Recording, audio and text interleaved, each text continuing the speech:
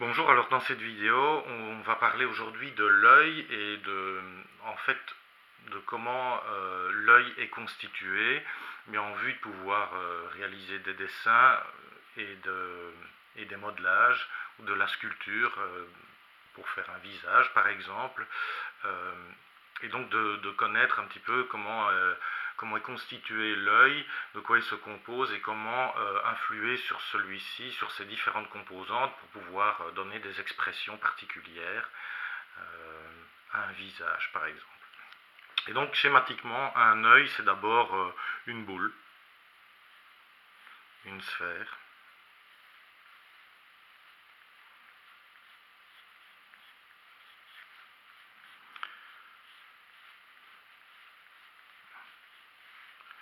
avec en son centre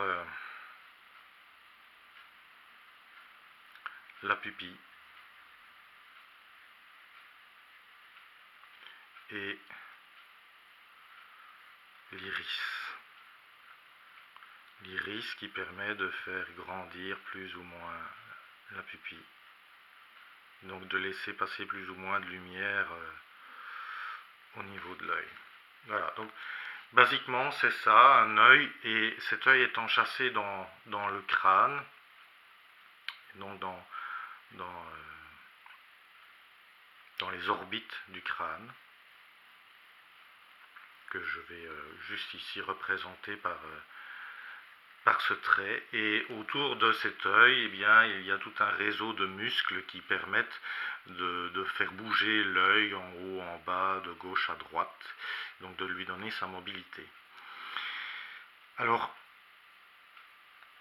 il y a un organe vraiment important, je vais dire, ce sont les paupières. Et les paupières permettent vraiment de donner beaucoup d'expression au visage, et elles prennent c'est elle qui d'ailleurs donne l'aspect en amande d'un visage, mais une paupière, si elle est fort ouverte par exemple, va permettre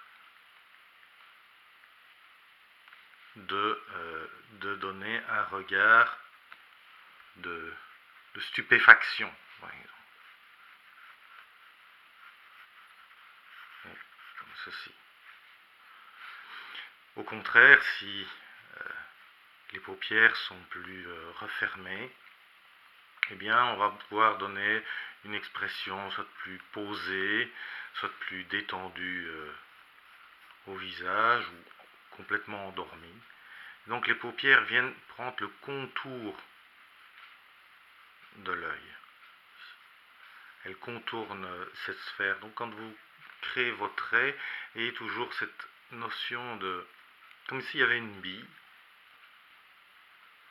Et vous tracez un contour autour de celle-ci. Voilà. Donc en fonction de la fermeture, en fonction de la taille de votre iris, l'expression va être totalement différente. Ensuite, eh bien, il y a différents plis à la paupière, c'est comme une espèce de volet avec quelques plissures.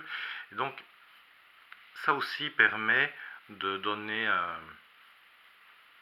un effet au regard en fonction de l'intensité du trait. Vous pouvez dessiner le visage, un regard plus dur, plus fermé, ou plus pour une personne plus âgée par exemple. Vous pouvez durcir le trait du regard. Et en dessous, idem, vous avez ce volet, cette espèce de volet qui peut être très très léger ou très fort et très ombragé, très appuyé. Si par exemple vous dessinez je veux dire une personne qui est très fatiguée, qui a ce qu'on appelle les valises en dessous des yeux, bien là, voyez, vous pouvez dessiner d'autres traits. Vont vraiment donner la caractéristique du regard de la personne. Et ici, il y a on voit encore des muscles et la sortie des glandes lacrymales, c'est la partie un petit peu rose qu'on voit.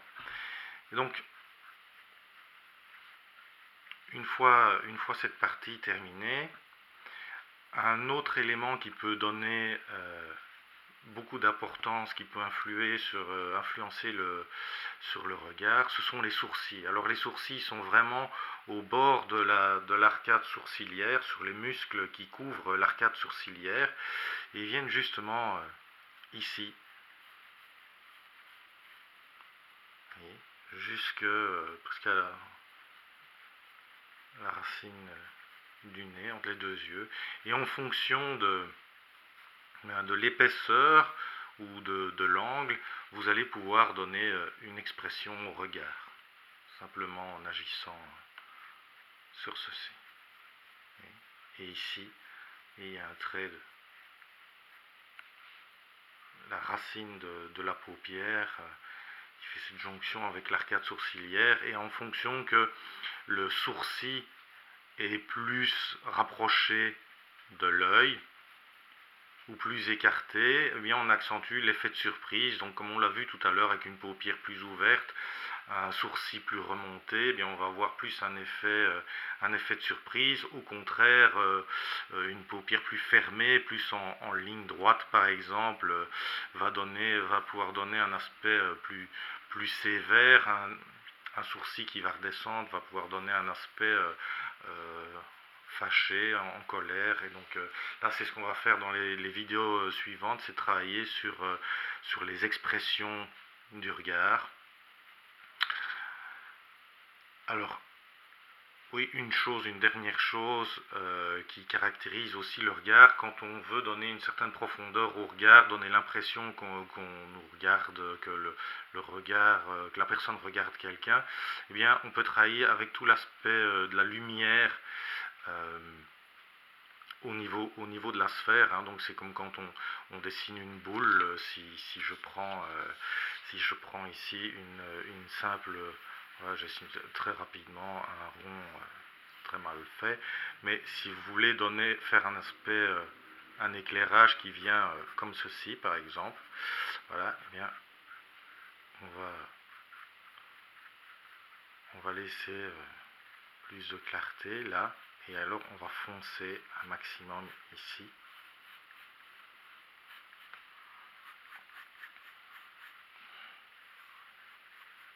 Donc là, j'ai vraiment dessiné une sphère. Dessiner une sphère, c'est juste faire en gros un rond. Et après, c'est avec le jeu d'ombre et de lumière, clair-obscur, que vous allez donner ici un aspect sphérique au dessin.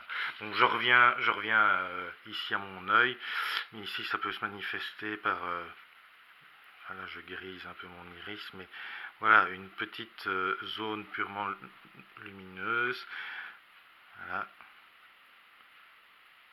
qui va au niveau de la pupille, au niveau de l'iris par exemple, et tout ça va aider à donner une certaine profondeur au regard. Et ça, on va tout de suite travailler ça plus en détail avec les expressions du visage, de l'œil plutôt.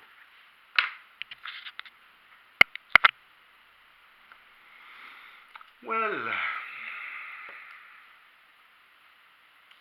c'est ça.